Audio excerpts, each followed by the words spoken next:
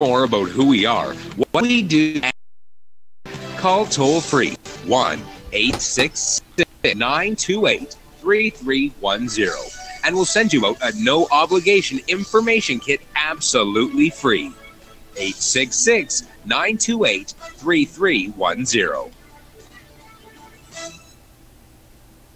The CFRN Emini Futures Cast is now on Stitcher. Listen to us on your iPhone, Android phones, BlackBerry, and WebOS phones. Stitcher is smart radio for your phone. Find it in your app store or at Stitcher.com. Stitcher Smart Radio, the smarter way to listen to radio.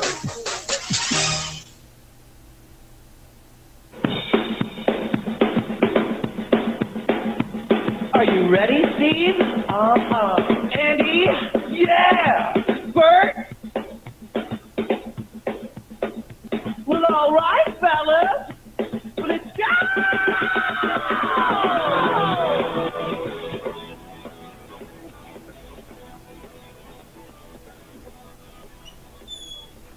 You're listening to CFRN, the Christian Financial Radio Network. Today's broadcast is brought to you by Audible. Get a free audiobook download at www.audibletrial.com/CFRN. Over 85,000 titles. Choose from mystery, romance, religion, science, technology, business, New York Times bestsellers, even children's books. You name it, Audible has it. With 85,000 titles to choose from, you're sure to find the perfect audiobook for yourself or to give as a gift, and it's absolutely free. Just point your browser to audibletrial.com/CFRN. That's audibletrial.com/CFRN.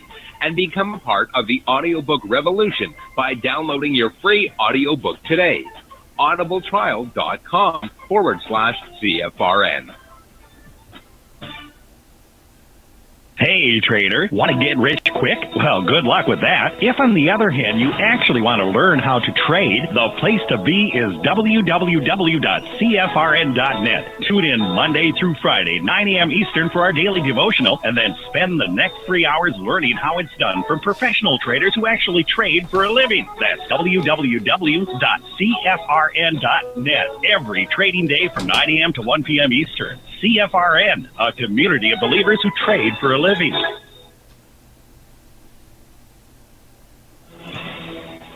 Good afternoon, traders, and welcome back to the CFRN Emini Futures Cast. This is the daily broadcast of Indeterminate Length, where we discuss all things Emini, along with some really big ideas on the finer points of trading gold, bonds, crude, sugar, the euro, and even T-bills. Joining us today from our studios in Boston, Mr. Michael Borth. From our trading desk in Chicago, Mr. Burton Schlichter. Now, to get things started, let's go to our host and founder in Studio 8, overlooking South Mountain, America's largest city park. Here's Dwayne. Good afternoon. Welcome back. Today is Monday, 19th day of March, 2018. Hope you had a great weekend. Hope you spent some quality time with your family. I did see you in church yesterday. Tip my hat. Don't know if you saw it. Glad to have you here today. If you're returning, welcome back. If you're here for the first time, a very special welcome to you. We're so glad to have you with us. You should be able to see the chart I have up, the S&P 500 Emini Futures. If you cannot see the chart, go to our homepage at cfrn.net. On the right-hand side of the page, click the big microphone, follow the instructions. You'll be registered in 30 seconds through the end of the month. That means you'll join the show each and every day, all month long, with one-click access. Also, go to youtube.com/cfrn/live. Bookmark that page. Now you have two avenues of entry each and every day. So if one lets you down, you just hot swap to the other one. All right? Excellent. Let's take a look at the numbers around the world real quick and see where we stand on this fine Monday from a global perspective. These will be the cash markets. We'll get to the futures here momentarily. Let's Starting in the U.S. Currently, the Dow is down 319 points, 1.25%.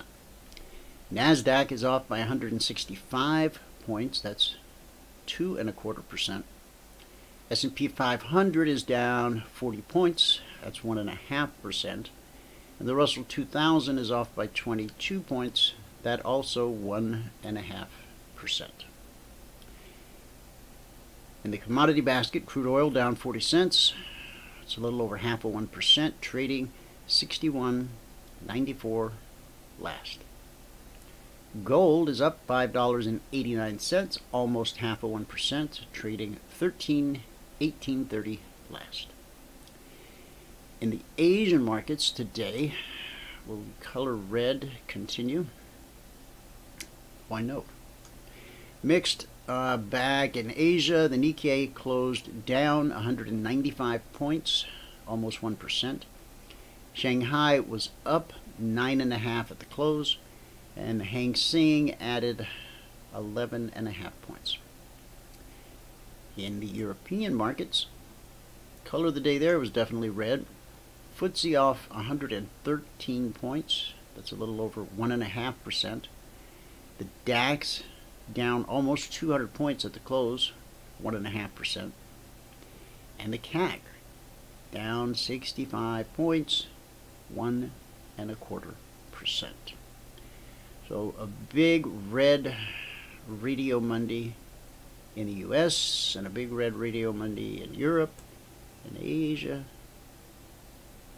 Well, they're just limping along. All right. Globalization, the big economy, the big world. What's going on out there? Ooh, all kinds of stuff. You know, and man, they're never going to let this guy be president, so we just might as well stop talking about it. Facebook, we can talk about.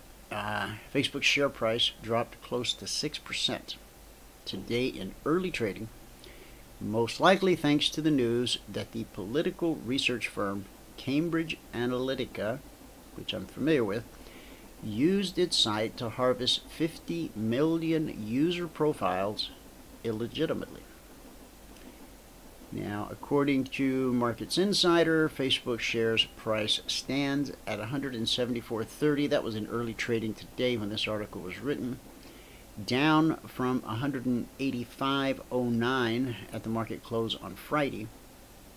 Now, the drop, I mean, I want you to think about this for give me 30 seconds, right? Give me 30 seconds and you're actually going to think about this. Facebook's shares were trading Friday afternoon at $185.09. Okay? $185.09. This morning, I don't know, we'll look at the current price here in a moment, but this morning, shares were trading at $174.30. Now, you would think that, well, the difference between 174, 185, carry the one, okay, not that much, right? How about $30 billion? Ooh. Did somebody say dilution?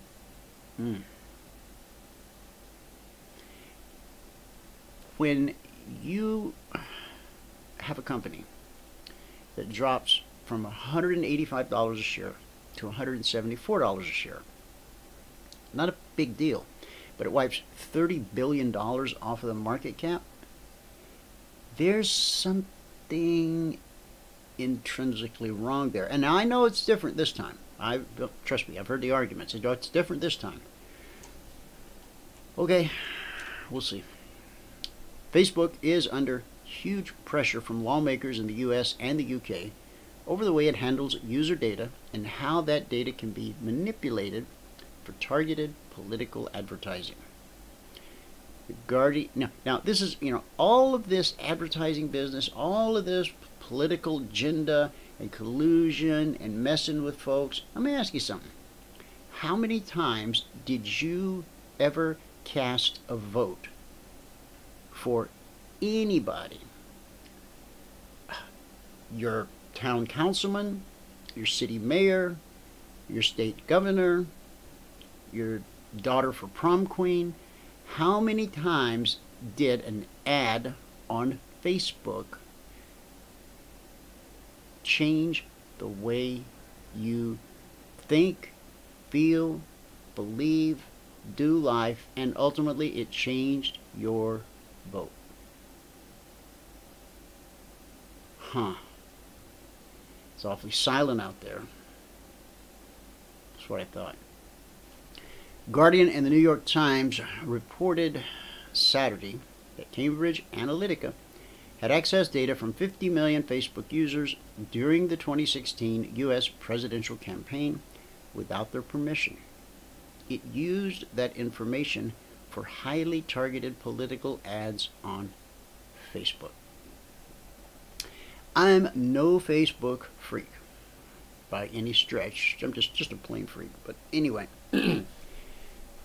during the election, the campaign, you know, all those dusty days out on the trail. Anyway, during that period of time, I still continued to see bizarre posts by my liberal friends and / family. I also continued to see over-the-top posts by my extremely conservative friends and family. Okay? And I guess what I'm trying to say is all this stuff over what really, I'm gonna make a decision as to how I'm gonna vote from an ad on Facebook. Honey, who you voting for?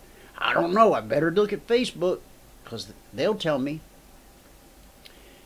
Cambridge Analytica managed to access the data after teaming up with a University of Cambridge psychology professor, Alexander Kogan. He has a company, Global Research. GSR had developed an app called This Is Your Digital Life, which examined what people liked on Facebook. Cambridge Analytica and GSR paid about 270,000 people to download the app and take a personality test. But the app also siphoned off data about the user's friends. Oh, how did that happen? Oh, because you scored really well on the personality test, didn't you? Doesn't matter what you answered, but you scored good, right? Yeah, and you wanted to show all your friends just how smart you are. They are pretty clever, those rascals. Facebook eventually became aware of the app and it asked GSR and Cambridge Analytica to delete all the data they held on users. But the New York Times found that Cambridge Analytica still held most of the data. Facebook suspended the company from its platform on Friday prior to the full revelations becoming public, but after it had been notified that a story was coming. Marco Rubio of Florida said Facebook acted as though it were above the law. Well, that's sort of how that young fella's always acted, has he not? Did you see the movie? And Damon Collins, the British politician overseeing a select committee investigation into fake news, said on Sunday that Cambridge Analytica had misled members of Parliament over its use of Facebook data. Speaking of the movie, The Social Network, I went out of my way to actually go to a Redbox. Now, I got every streaming device known to man. I got the Apple TV. I got the Roku. What else I got? I got the Fire Stick. Plus the cable and the HP. Anyway, none of them were showing The Social Network for free at the time. No problem. And I didn't have my Kodi yet. So I went all the way to the Redbox. It was not very far. And for $1, I got a physical DVD in my hand, brought it home, popped it in. I've been waiting to see this for so long, since I wrote about them in Motley Fool right after their IPO, and I fell asleep. Now, I was talking to my house guest the other day, and he told me he loved the movie so much he watched it 4 or 5 times. I thought I was going to love it that much. So after I fell asleep the first time, I shook it off, put some water on my face, got some fresh air. You know, maybe I had a Twinkie or something, I'm not sure. But I said, all right, let's do this thing. Sat down, remote in hand, with a serious, fierce look of determination on my face. I may have even furrowed my brow, if possible. Let's get watching. 10 minutes, I was out cold. So I figure you fall asleep twice in a movie, maybe that's not your movie. So, I don't know. He watched it 5 or 6 times. Did he think it, like, the story would change? All right. Alexander Nix denied to the committee last month that his company received any data from the global science research company. From the evidence that has been published by The Guardian and The Observer this weekend, it seems clear that he has deliberately misled the committee and Parliament by giving false statements. He added, I'll be writing to Mark Zuckerberg. But have you ever written to Mark Zuckerberg? Would you like to? I mean, when people make those kinds of statements, I'll be writing to Mark. Yeah, okay.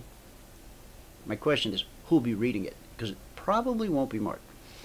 Asking that either he or another senior executive from the company appear to give evidence in front of the committee as part of our inquiry. It is not acceptable that they have previously sent witnesses who seek to avoid asking difficult questions by claiming not to know the answers. This also creates a false reassurance that Facebook's stated policies are always robust and effectively policed. Rich boy gonna do what he gonna do. And I never really noticed how much of an Alfred E. Newman look that he has. Now, I don't want to judge anybody by their looks. I'm just saying I never noticed that he kind of looks like Mr. What? Me worry? Yeah, that Alfred. Okay, over here on this chart that you all know how to get to now. Last night, I put out a tweet. I did. And along with, because I know not everybody follows at CFRN. I don't know why, but some don't. So I jumped over here to the Google Plus and I repeated the tweet. Okay. Globex open. Consider selling the S&P 500 Emini Futures at 27.43. Okay, that would be right here. Target 27.38. That would be right here. So that's 5 points. And then final target 27.34. That would be right here. So that would be a total of 9 points. First leg 5, second leg 4, that's 9. Okay. Now, we do know one thing. Important prices and important areas are almost always tested. Now see, for me, that is a market truth. Okay? There's very few absolutes in the world of trading, but I absolutely, positively know that important prices in important areas are almost always tested. Now, did I learn this from someone at a seminar, at a book, or whatever? No, no, no. I didn't learn it from The Social Network, and I didn't learn it from The Big Short. All right? I just learned it from sitting in front of these charts for years, that it is something that happens. Now, you can just believe me and you'll never really own it, or you can drag it out in the light of day and you'll own it, or you could go watch 100 hours of recap videos and go, dang. But watching me chart it up 100 times is not the same as you charting it up even once. It's when you do it with your own hands, your own eyes, that you begin to learn and you begin to own that information. So, why am I making such a big deal about the fact that important prices and important areas are almost always tested when we already know that? Price got back over the trigger, 27.43. It hit the first target 5 points later, lickety split, And then it also went, oh, it looks like that first candle might have gone all the way down to the second target itself. Now, we did say somewhere, yeah, oh, not there.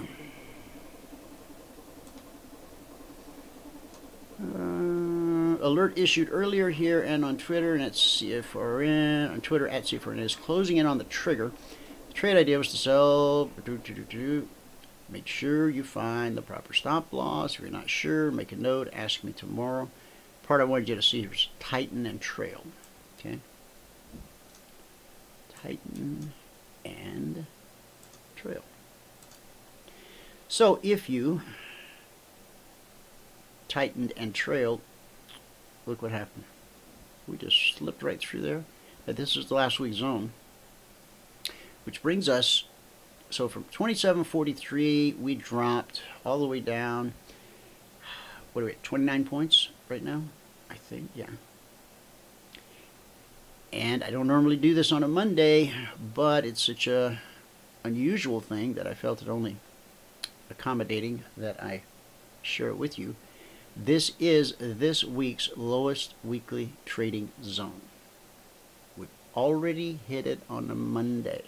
Now when Michael comes in here in just a second, he may choose to delve into what we might be looking to do later today or tomorrow morning. Let's just say that it's pretty rare that we hit the lowest weekly zone for this week or the highest weekly zone for this week on a Monday. It's happened more than a few times on a Tuesday, but on a Monday, that's pretty rare. Okay. So, with that said, we also had a Concierge Trade Alert, of course we did. And, where's that? Here, go ahead and grab your screenshot before Michael comes on, while he's getting ready. Michael, come on, join us, please, sir. Okay, I am here. There you go, guys. Grab your screenshot in between the flashes. Hey, no flashing today. And I'm going to grab a screenshot as well. Yeah, go ahead. Not of that, though. Oh, now, guys, I wrote this last night. Okay. All right, here's what it says. Concierge Trade Alerts free trial. While Wall Street slept, we held a 3-year public beta, released the product, grandfathered all active partners into the CTA project, moved from monthly to a quarterly/annual subscription model, met great people on their way to becoming great traders, grandfathered new active partners 2 years later at a special rate, and now set upon a data mine that is intriguing to say the least. Because of the complexity, 8 markets daily and 20 to 40 triggers daily, dumping this data into a spreadsheet is all but impossible to do and maintain integrity. I speak of both the data and the man. Some trades are best traded on a 30-minute chart. When not possible, other variables do exist. Therein lies the issue. So many options available. Since we began the beta test, we have done a recap each day on the live broadcast. That's what we're doing now. Our goal is to add a spreadsheet format which will require that a specific set of rules be carved in stone, not for the benefit of the trader, but for the one who wishes to sift and analyze the data. The trader just goes and trades it. Purely for the purpose of analysis, we have to cobble, limit our strategy to one time frame, specific hours of the day, etc.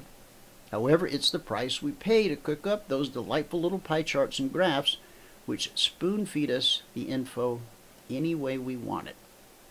Now that I've blown the cover, let me just say this. When you get an email filled with the eye candy analytical traders love, keep one hand on your mouse and the other on your wallet. Till I conquer the land of rows and cells, here's a chart of last Monday and Tuesday. The alerts, the zones, the results, everything. Any idea how long it took to annotate the one chart? Of course you do. Since a chart is a chart, a trade is a trade, and a day is a day, let's make sure there's no cherry picking.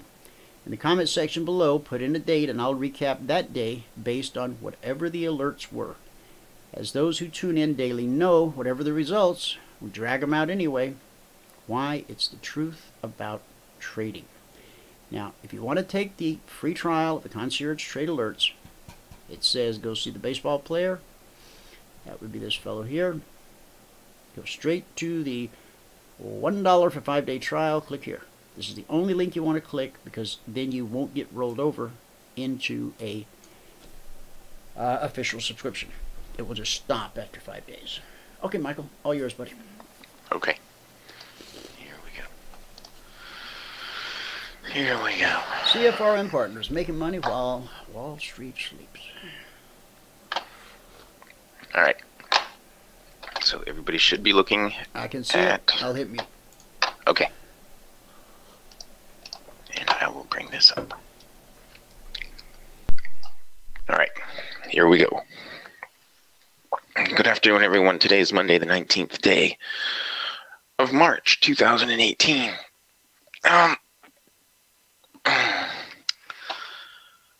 Well, if you have not taken a free trial with us, you simply need to go here to the homepage at CFRN.net. Up here in the top, it says sign up for the CFRN Live Training Room. 100% free trial. User indicators on our strategy. Click here. It says click here. When you click there, you will be brought to this page, where all we ask for on this page is your email, your first name, and how you found us. And hit the submit button. And once you hit that submit button, you'll be sent a confirmation link. You must click on the confirmation link. Okay? If you don't click the confirmation link, well, we don't know you took the trial. Right? Now, we had a really slow morning this morning. The markets were just not giving anything up this morning. We had one trade on Crude that we missed. That was a really nice trade. But we did get the goal for the day. Today, it took us 18 minutes and 2 trades to get to $105 a contract. So we had 2 ticks profit on the ES and 8 ticks profit on gold. And that is all we did this morning. All right. So on the month now, we're at $963. That's over 13 days. And on the year, we're, I think this is correct. Yeah, we're $8,328. And that's over 50 days, averaging 166 per day. 166 per day. Okay. Yeah, I gotta see about that.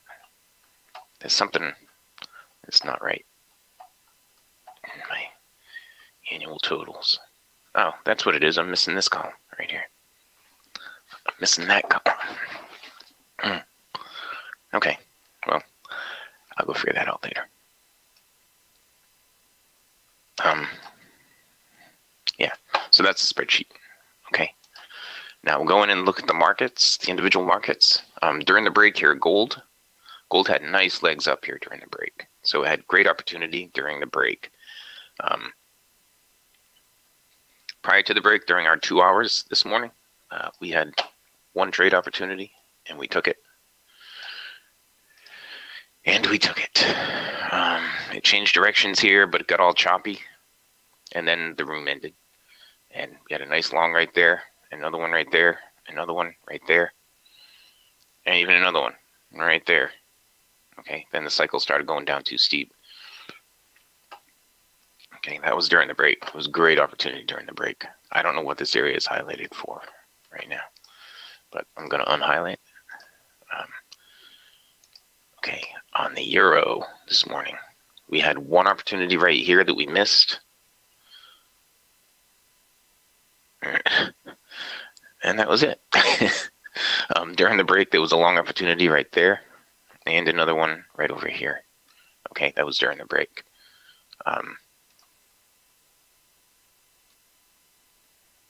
That right there is our trend line currently. So a down close of the current bar would be a shorting opportunity on the euro. All right. Now on crude oil, told you we missed a really nice trade here on crude this morning. But that was pretty much it right there. That was, we didn't have any trade opportunities except for this one. And I missed it. And then I missed this one on the recovery. And then the slingshot was all messed up. And during the break, it was really choppy in here. So there really wasn't anything you could do during the break. So the markets so far this week have just been a mess. Dwayne told you about the lowest zone. Here it is. I have right here.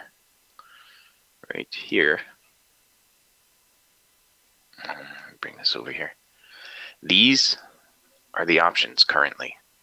So if I were going to buy an option, I would probably buy this one right here. These are March 29th calls, and I would probably buy this 2720 right here. I'd be buying the 2720 options. Okay, 2720 call options, and they're currently priced at, well, $1,200 a piece. They're $24.75 by $25.50. The last sale was 24. So basically what that is 24 times 50 is to get the price. Okay. Now, in the room, we had this trade opportunity right here was bounce off the BBC. We picked up 2 ticks on that. And then it was in and out of the zone. Finally got down below the zone and just started tanking, but we didn't have any trade setups all through here. So we had to break that dynamic support. Then right here during the break, there was a shorting opportunity right down to that zone. Then it was in and out of the zone again. Pulled back up, hit the zone and the BBC, and there would have been a shorting opportunity here if you ignore the fact that you didn't put in a lower swing right there. All right, and that was it, really. That was it for the ES. But yeah, if I were gonna be looking at options right now, because we're at the lowest weekly trading zone, and typically when we're at the lowest weekly trading zone on the first or second day of the week, by the end of the week we'll be at the other end of the zones, near the highest weekly trading zone. And usually these options, we'll look at this right here. I'm going to save this this picture. Save as, we'll save it there. Monday option. Okay, so we can come back and look at it at the end of the week, or as we progress during the week. Okay, all right, so go back to the spreadsheet.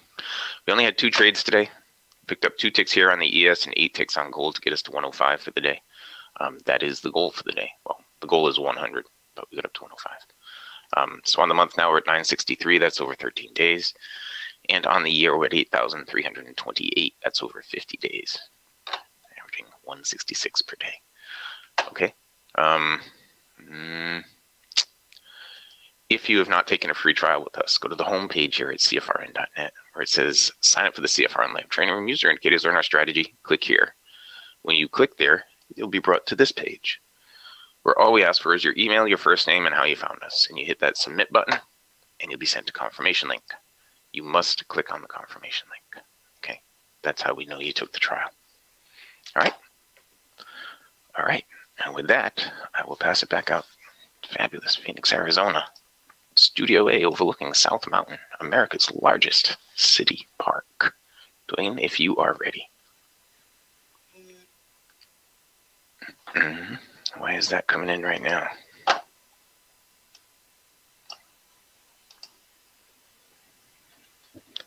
Oh, you're given a double daily double.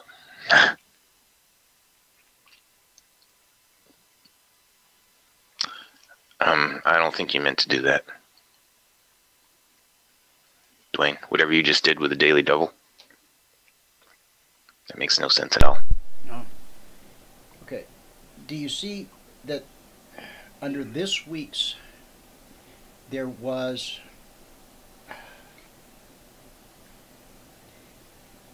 you checked them both, but one came out in one place and one came out in the other place, and it's my mistake. I'm just saying. Now I've got to go back here and take one of those off. The wrong one. Yes. The second one is the wrong one, correct? Correct. Yeah, because price is trading at 27.14 right now, and you're saying to sell 27.60. Yeah, no, see, when we move to the new week, I have to copy and paste and start the new channel. And sometimes, once I create the new channel, I forget to go back there and post, and I end up posting in the one I was already in. That's launched. Yeah. No, I sometimes end up posting last week's channel. Yeah. Yep. So now let me get into this week's. So here's the daily double, number one. I thought I got rid of this one.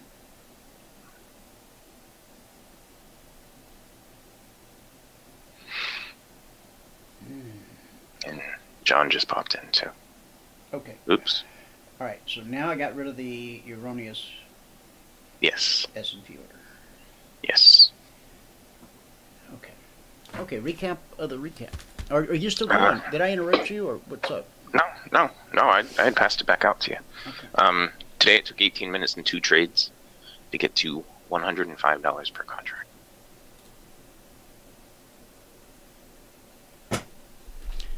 Good job. Thank you. Another successful day. Okay, guys, we're consolidating down here at the lowest weekly trading zone. These are last week's zones. I normally don't put this out, but just, for the benefit of the community to know that this is a critically important crossroads here.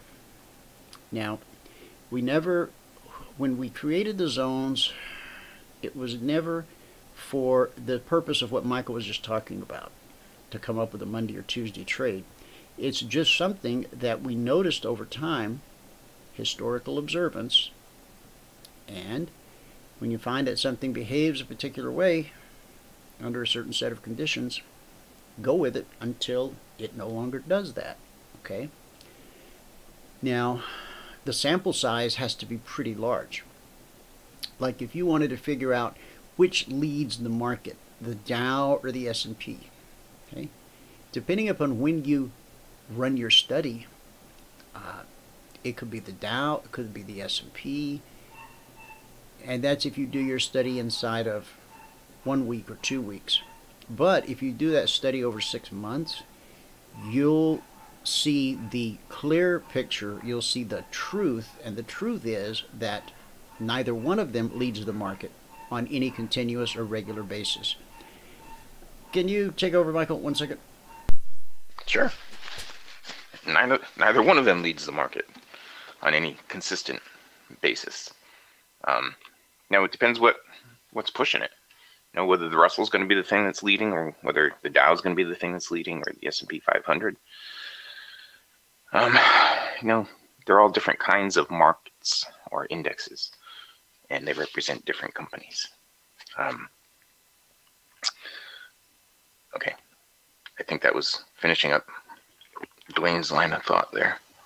I'm still going to go back to the options though, because it's really unusual for us to be at the lowest weekly trading zone on a Monday, and this early on a Monday especially. So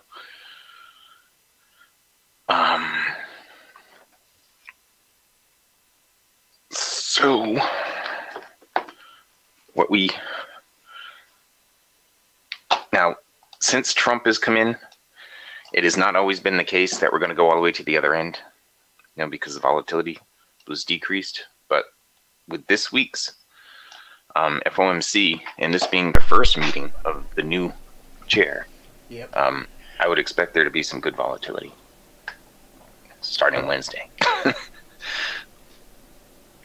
So I think you're right. Yeah. What's going to be interesting is to see how he plays it. Yeah, I know. Hey, John, your mic's open. Hello there. How you doing? Hey, John. So you saw this tweet, right, Michael? Which one? 2743. First target was 38. Second target was 34. Important prices, important areas, almost always tested. Back above the trigger. First target. Second target, and it did say tighten your stop and trail. So it's possible that a person might have taken more than 9 points out of the trade. And like on this second leg here, how great was the risk? 2-3 points. Yeah. Okay. Not too bad at all. On the 30-minute, you would have too much risk, and so therefore you would go to one of those smaller time frames. as I'm teaching you, and you'll pick up an entry on one of those. So, okay, Michael, is there anything else you wanted to add? No, that's awesome. Okie dokie. And of course, we had a Concierge Trade Alert too. Might as well just mention that while we're on that page, and then we'll see what's going on in John's world. On the S&P, we said to consider selling 27.39. So that's going to be about right there. And 27.39, first time around, took us down to 33. So there's a 6-point concierge trade. And then the second time that you sold 39, it took you all the way to 09. So that's a 30-point trade with 3 points of risk. Buy the book. All right. Hey, John, did you have a great weekend? So. I enjoyed. Well, we had a good St. Patrick's Day because Ireland won Triple Crown, and they're just like the #1 rugby team in the world right now. They beat New Zealand for the first time in 100 years 18 months ago, and they've kind of been on a roll ever since. And they were unbeaten in against all the contenders, France, Italy, Scotland, England, Ireland, Wales, sorry. So it was it's tremendous to see such an incredible team from such a small country beating everybody. So that was good. The markets are a disaster today. We kind of hinted that we might be looking at an 87 scenario on Friday, and we got a late sell-off. We had that little bit of a rally before the close, and then as a matter of fact, I put out a buy on the VIX WVXX at 38.90, which was not too far off the lows. And I was in the process of writing. I just actually wrote a piece saying, it's worth taking the profits we made and risking them over the weekend, because the last time, forget about 35. It looks like 35 is out of the picture now. But I noticed that it bounced off the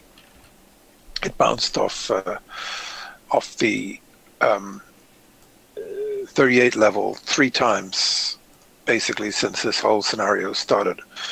And the first time was, if on the Tuesday, February the 5th, we had that, 87 type crash. And then we had a big rally on Tuesday, and the VIXs came and closed right on the low at 38. Next thing you know, we were up 15 points going into Friday on that Friday the 9th of February.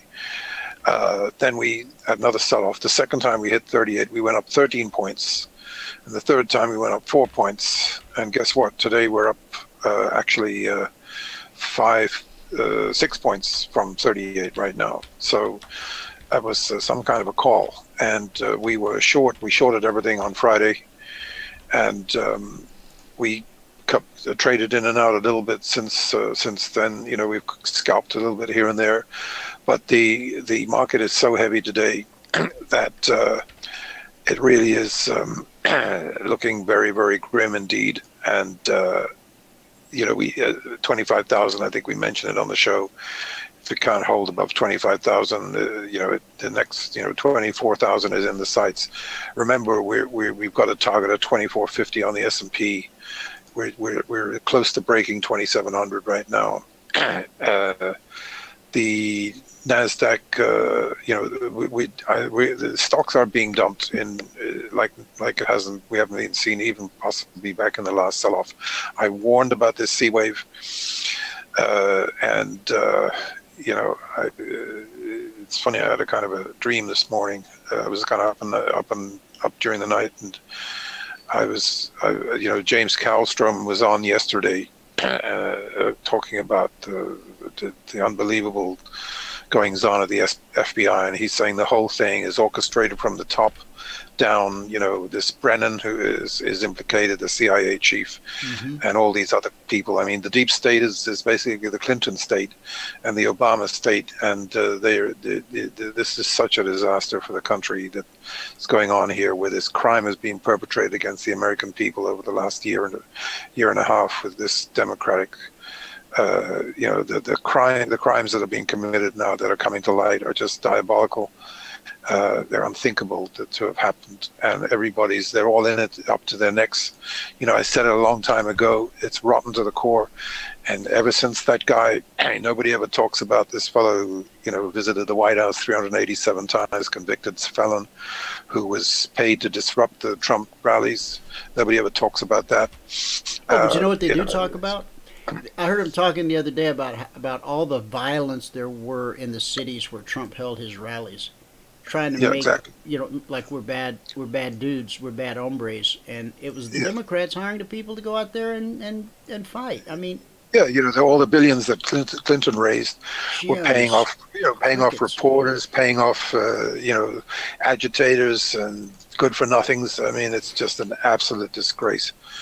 It's look at the Russians. They had an election yesterday and was probably a lot cleaner than any election we've had, even though there was some ballot stuffing. It's pretty hard to argue with the landslide victory that Putin got, and it's just terrible. It's just terrible. The whole thing, it stinks to high heaven. And look, and I kind of had this dream anyway, and I was sort of dressing a class and warning them about this 87 crash, and I sort of said in the middle of the night, they should have appointed James Kallstrom to be head of the FBI, because he would have cleaned this thing up in 5 minutes. I mean, it's almost like, what's going on there? Nobody getting the memo or what? It's taken so long for things to happen. And, look, Trump's made some really bad mistakes. I mean, the first mistake was appointing Jeff Sessions and putting an incredibly valuable Senate seat at risk. I mean, that was just an unthinkable, shouldn't never have done that. Should have put Giuliani in there, or even Christie, probably would have done as good a job. And, got this thing. I mean, we'd be a year ahead of where we are today if that had happened.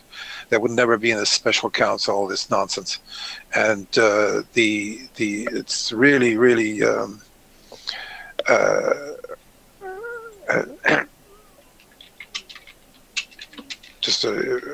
might be getting a bit of a rally.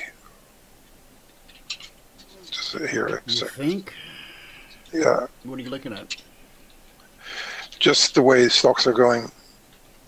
There's some stocks that are actually acting not too bad, and we'll see. Anyhow,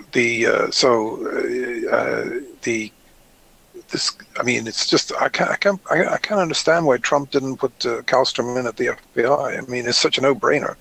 He's the guy who understands what's going on more than anybody, and he puts it out there. I mean, if you want to Google him and see what he has to say, he's pretty clear.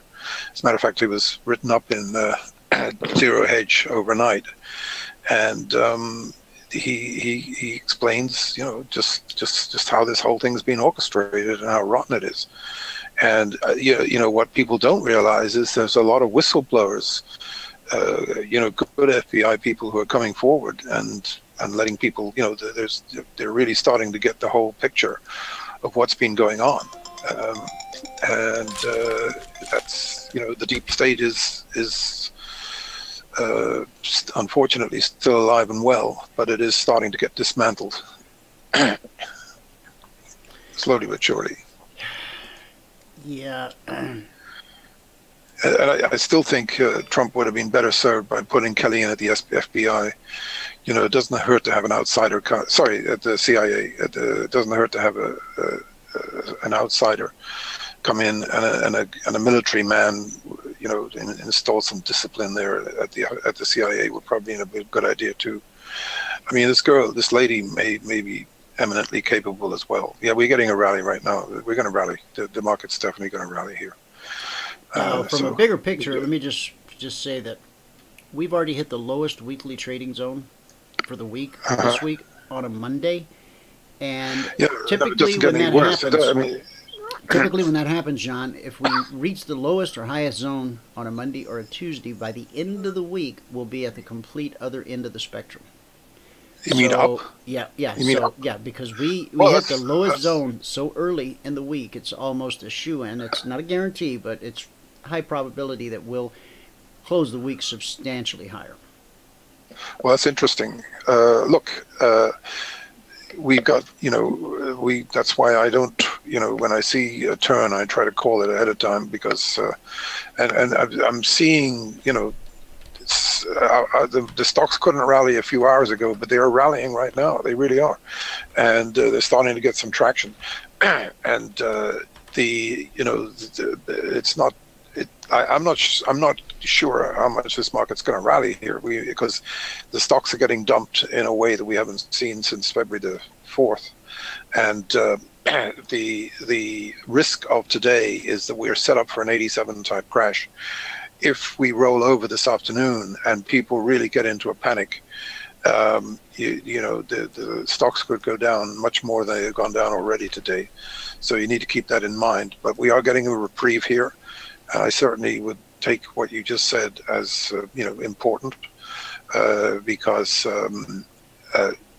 there is the Fed. Look, if the lower we go, the less likely the Fed is going to raise rates, and that could turn the market tomorrow.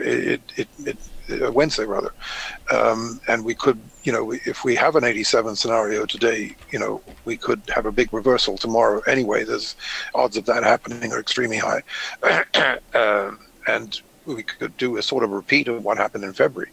But in the meantime, we could lose a lot more ground if this thing rolls over this afternoon. I hope it doesn't. If they can nip it in the bud today, and we can actually, cut some of these losses, then that's a better outcome for everybody, because the less of a pullback we have from here, the less technical damage is going to be done to the whole structure. And as I said last week, pretty clearly, through a megaphone, this is the worst technical setup I've seen since 2000, since March 2000 and 2007. I mean, it's very, very dangerous.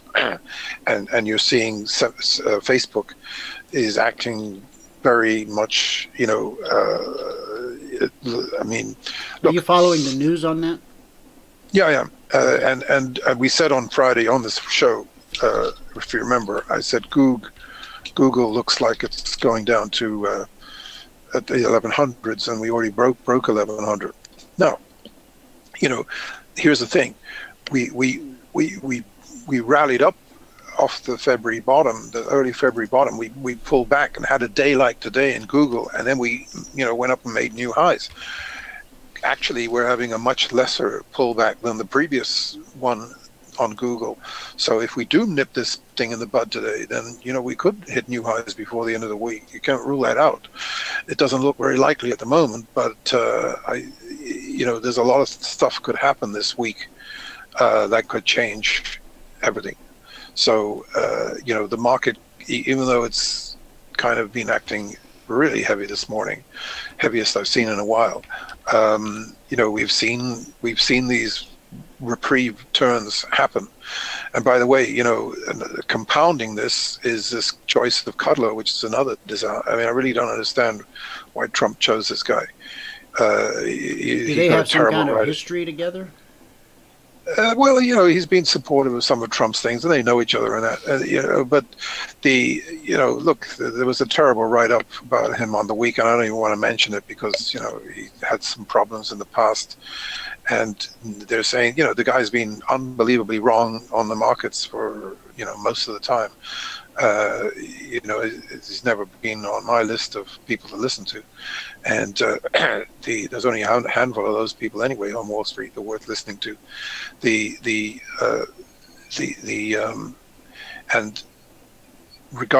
Scaramucci should never have been put in the communications director. He's eminently suited to being economics advisor. He's certainly as good, probably better than Cohn, and would potentially be the most accomplished national economic advisor of all time, because he's made more money than anybody else. I mean, at the end of the day, he sounds like he stepped out of central casting for The Godfather. Well, whatever. Scaramucci, give me a meeting. Yeah, with Scaramucci. but look, you got to give this guy is very, very polished. I mean, he knows more about. Look, he's one of the most. He knows more people on Wall Street than just about anybody. He knows who's who and who's good and who's not, and he's just light years ahead of anybody else. The guy's an incredibly accomplished player. I mean, he's made himself a tremendous amount of money. He didn't have Goldman Sachs to lean on to pay him. He did it himself, and you got to give him a lot of credit. And he's a guy who's going to be loyal. I'm astonished that he didn't get picked. To be honest with you, it's just kind of it's another no-brainer, Yeah. I mean, at the end of the day, you want somebody who really you have confidence in, you knows what he's talking about, and can communicate the picture better than anybody, and that's vital. And the whole problem with this economy is the American people haven't woken up to it yet. They're not getting the memo. It's tragic. I mean, how can people say that the country's going in the wrong direction? Only 37% of the people think we're going in the right direction. God, I'd hate to be going in the wrong direction. It's just unbelievable. And the trouble is that most of these lawmakers, they don't understand what's going on with the economy and the markets. They don't get it. They don't understand that we're in a place we've never been before. Yeah, you're right. You're absolutely right. What's happening with gold? Oh, it's great. We came down, and I did warn a few people that we might go down to the 1306 test again, which we did. We actually didn't quite get down. They got to 1307, and we turned around, and we've had a pretty good big rally. Got up to 13.19 a short while ago, which is excellent. Honestly, if you look at the chart, you have to sort of. I know it looks like it could break down, and I wouldn't rule that out, but you also have to look at what the chart might look like if we suddenly got a $20 or $30 rally. I think the surprises could be on the upside, and we've been going sideways into this Fed meeting, and sideways to down.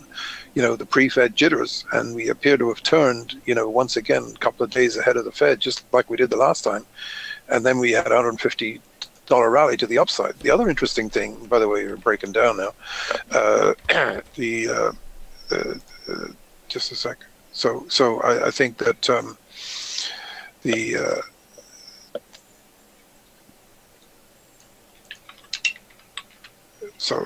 kind of reversing our positions here because the VIXs are starting to go back up again, and but on the gold, and the gold is starting to head higher again. The gold and silver are breaking out. We could still have a pretty big update on the gold today, and what I wanted to emphasize is so far the gold is kind of doing what we did in the second down phase of 2016, which I think you could say we're in the second down phase right now. We're in the C wave down of 2016, similar to 2016. What happened to gold in the first leg down? We were down in gold and down in the gold stocks. In the second leg down, we rallied in the gold and rallied in the gold stocks, and that's what's happening right now. And but beyond that, we had the biggest move up in 30 years, and I think nobody's expecting that right now. So that's the biggest move up. Say that again. The biggest move up in 30 years. Biggest move up in 30 years in gold from February 2016. Okay, gotcha.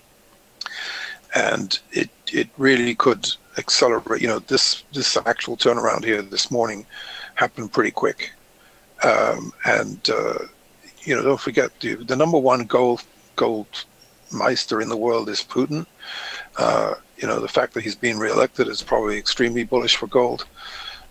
He's buying all the gold he can get his hands on in the world, and so is China, so is India, so is Turkey.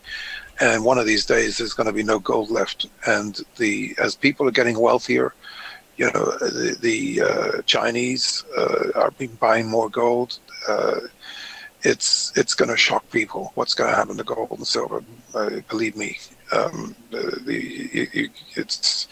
this is probably the big. If I'm right and we go up, $150, $200 here in the next few weeks, we're going to be on the roll of a lifetime in gold, and it's going to be very exciting for the next few years. Back to this Facebook thing for just a minute. I already mentioned this to the audience, but these numbers just, I'm no big fan of dilution, but anyway, I'm just going to throw a couple of numbers at you. Okay, on Friday, Facebook shares were trading at $174.30. The news came out over the weekend, and so early this morning, I don't know what the current price is, but it was trading. No, I'm sorry. Friday it was trading 185.09, and then this morning it was trading at 174.30. Now that doesn't sound like that big a deal, does it? Well, it's the biggest fall since 2012. Okay, from 185 to 170, from 185 to 174. I mean, what are we talking here? $11? Yeah, it's down. It's down 11. It's down 6%, 6 or 7% right now. It wiped 30. It wiped $30 billion off the market cap. Yeah, it's a lot of money. When an $11 drop in a stock wipes out $30 billion, something's just not right with that picture. And I know it's supposed to be different this time and all that jazz. Well, I'm telling you, this market is really in trouble here. Jesus, this downturn here. I just think you're going to see numbers. It's going to be like an odometer going the wrong way. It's just going to go down, down, down all day. It's not looking good.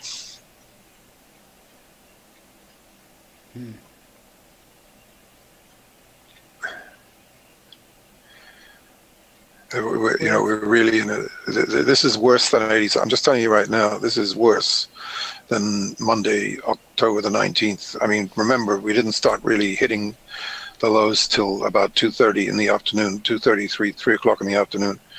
This is happening sooner, and you better not be long anything, except the fixes right now. The Dow is. Oh my goodness! Look at that Dow.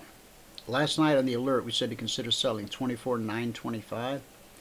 Yeah, nice trade. Yeah, nice trade. 400 point. This is another example. I've said it a million times on this show. One thing about your service is, when we have an unexpectedly big down day, 9 times out of 10, you got in there pretty early, near the top. Yeah. And the same on the up days. On the up days too. Unfortunately, the way the world works these days is a lot of stuff happens at night, and you have to recognize that.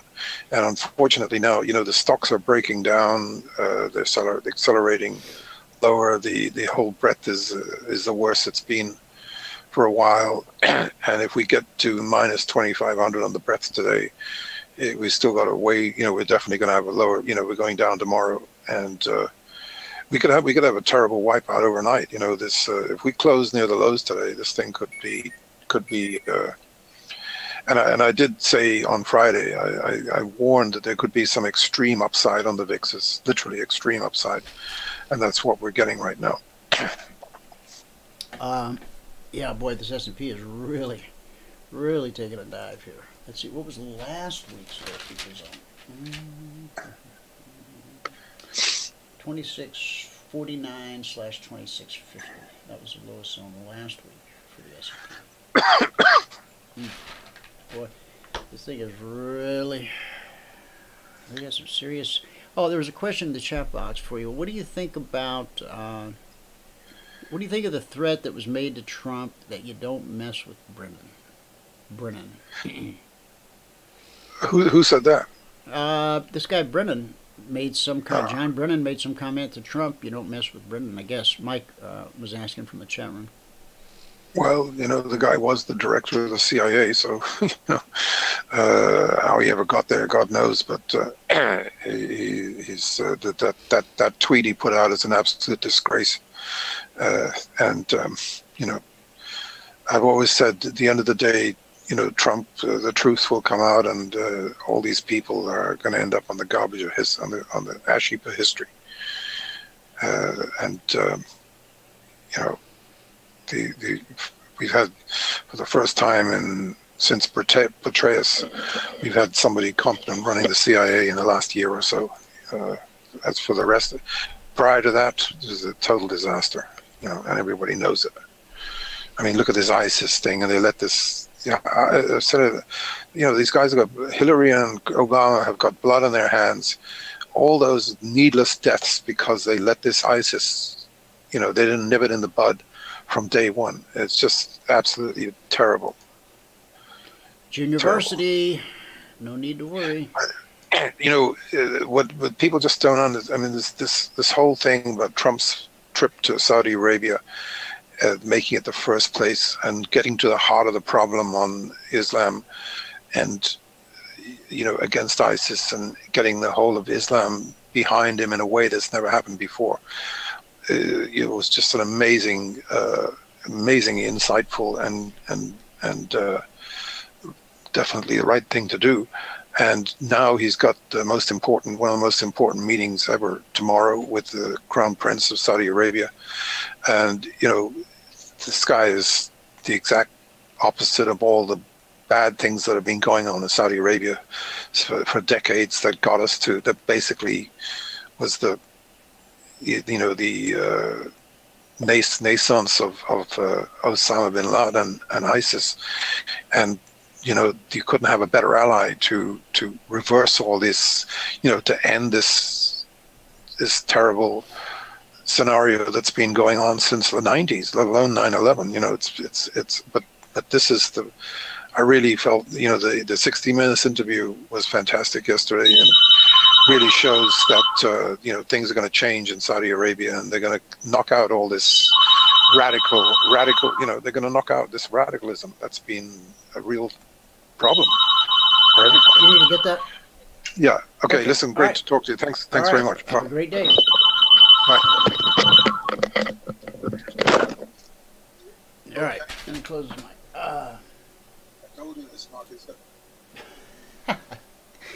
John. Okay, so we've gone through most of the markets here. Let's back up and take another quick run. Okay, last night we had a tweet. Consider selling the S&P 500, 2743, target 2738, that's 5 points, final 2734, that's 9 points, and then trail the remainder, okay? So, first time down, it runs right to the second target, overshoots it by 1 point, 4 ticks. If you tighten up your stop, you got taken up right in here. But because important prices in important areas are almost always tested, you get another shot here. And this thing has dropped, I don't know, 30 points, basically. No, 2702. Beat that 40. 2743 to 2703. That's 40 S&P points at $50 per point. That's a nice day's pay. Now, every CFRN partner who is grandfathered in, and everyone who is just a straight up Concierge Trade Alert client, you all had the CTA in your inbox last night, which was only a little off, you know, little difference here. I put these out first, and then I came back and did this. And so, if you follow at CFRN, as I have recommended you do, and you can set up your Twitter so that when I send a tweet, it jingles your phone. You can do the same thing, I believe, with the Google Plus page. Send you an email, which can jingle your phone, or any number of combinations. But there it is. John also just made a comment, you know, seems like a lot of the money gets made at night. Yeah, you could say that. This happens right after the London Open. Look, a lot of nights. Well, you know, the London Open started it. We can say that. And here's the Wall Street Open right here. So 4 a.m. Eastern, 9:30 a.m. Eastern. Okay, now, lowest weekly trading zone. Does that mean that the market has to turn around by tomorrow? No, nothing like that even exists. What we have seen based on historical observance is that when the lowest or highest weekly zone is tagged by early Tuesday morning, so it's already happened on Monday, there is a high probability that price will end the week at the other side of the table. Okay. Does it have to happen tonight or tomorrow? Nope. Could it dilly-dally down here and then pop just right back above on Friday? It could. But we're not going to worry about that, because that's not how we use these to improve our trading. Those, I guess, are just fun facts to know and tell. How about that? Although, if you're in the trading room tomorrow morning, Michael will probably help you put together an option trade if you haven't already done that. Okay. In fact, you might want to wait and see what it looks like tonight and watch the overnight trading. Okay. On the Dow, last night's Concierge Trade Alerts sold 24,925. First drop was good for 20 points. Important prices, important areas, almost always tested. This was 150 points. On this pullback, you could have easily, been stopped out with your profit if you managed to stay in the trade. Wow. You're amazing. No, 400 and something points. Russell, consider selling 1583. First drop was good for $350 per contract. And the second drop, important prices, important areas, almost always tested, well over $1,000 per contract. On the NQ, we said to consider selling 7025. First drop, $1,800 per contract. Then we had the pullback. Okay, now, were you trailing, about here? You're good. Were you trailing about here? You got stopped out with profit. Okay, if you somehow managed to stay in the trade, it actually ended up dropping about $3,600 per contract. Gold, we said to consider selling 1311 in the email last night. First drop was good for $100 per contract. Second drop, good for $300 per contract. Third drop, that was good for $200 per contract.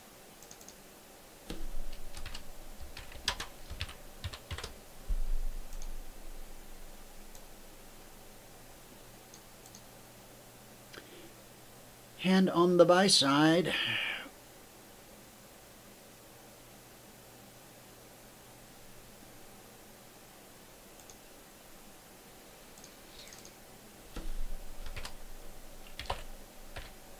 $100 plus per contract available, almost 200, but not quite. And you could still very well be in that trade. Bonds.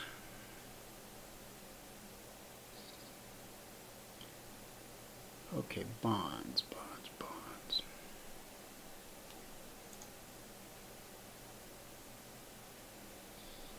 Consider selling at 144.07.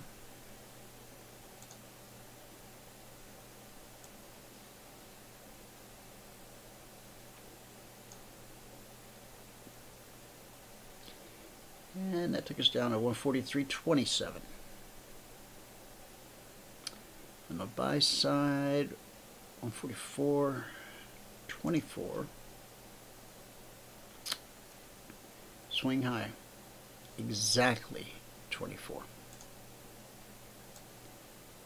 So if you were buying 24 on a stop and you got stopped out. Isn't that amazing how to run up right to the number sometimes and do the about face? It's the truth about trading. All right. Crude oil. And by the way, we rolled to the K contract today. So tonight the Concierge Trade Alerts will be on the K contract. But last night,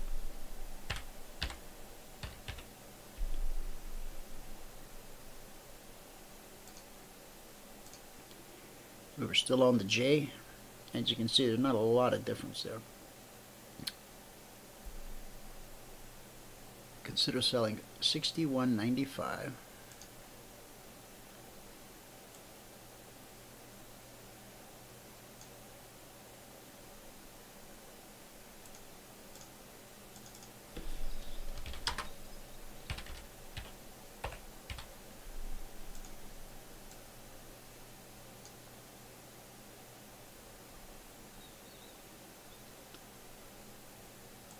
$550 per contract there.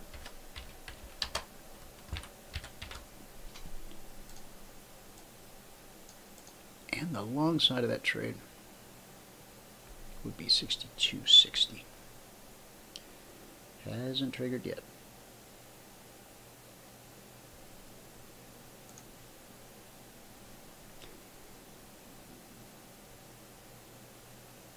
At CFRN. That's how you follow on the Twitter. And on the Google Plus page, you just have to go there. It's been so long since I did that. I don't remember off the top of my head. But there's a way. Okay. Good word for the day.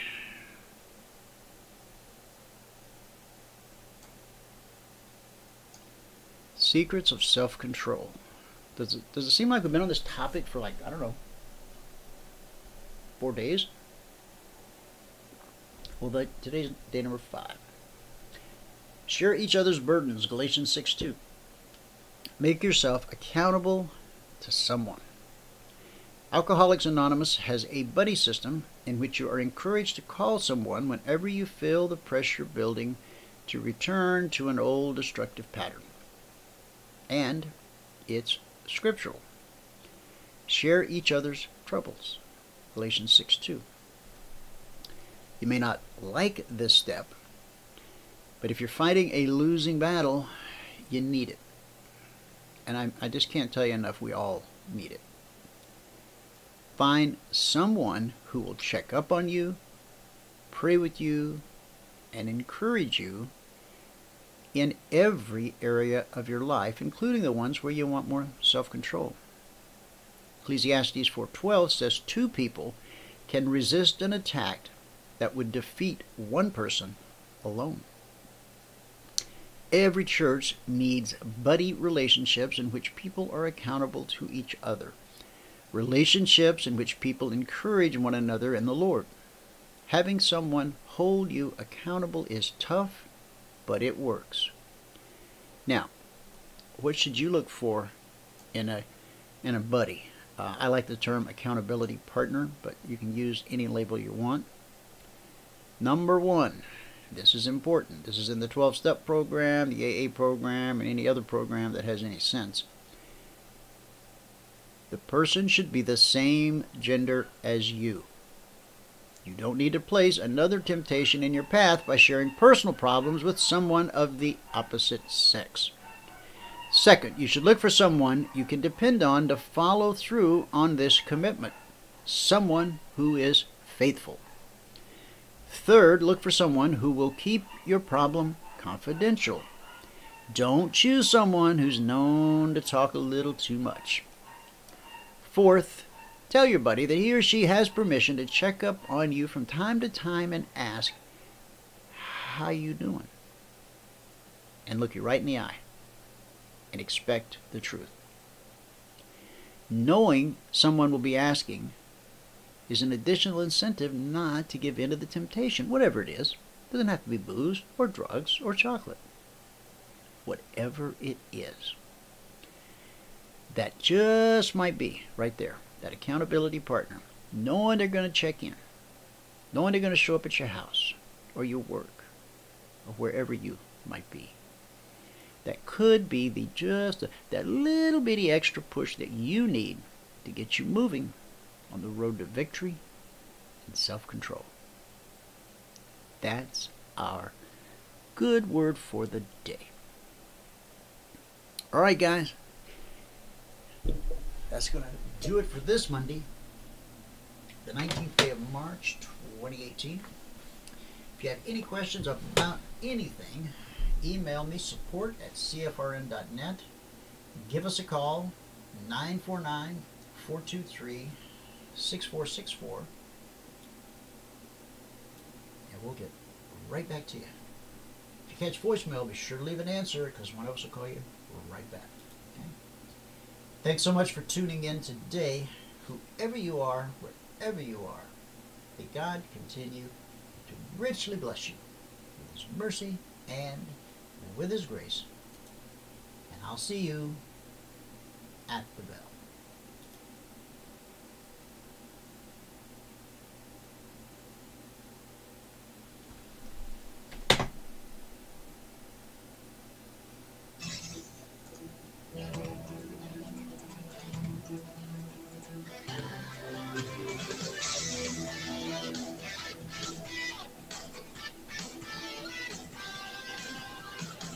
Remember this, there is no greater return on investment than to see a human life changed and given hope.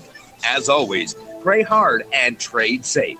Any financial information discussed on this show is simply the opinion of our host, Dwayne Reeves, his co-hosts, and guests. To learn more about trading Emini Futures or to take a 1-week free trial in our live trading room, call 1-866-928-3310. 866-928-3310. Information discussed on this radio program should not be construed as a recommendation to buy or sell any security. Always do your own due diligence and consult with a licensed securities broker or financial planner before making any investment decision.